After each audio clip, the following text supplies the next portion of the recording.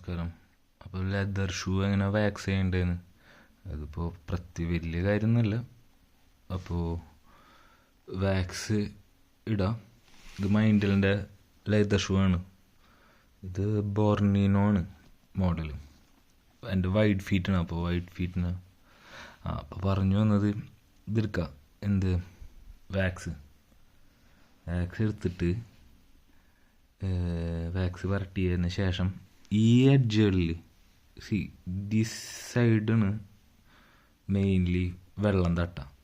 അപ്പോൾ കുറേ ഇവിടെ പുട്ട് ചെയ്യുക. അത് കഴിഞ്ഞിട്ട് ഈ നമ്മുടെ ഇതില്ലേ, അതായത് ഹീറ്റർ വെച്ചിട്ട് ചൂടാക്കും.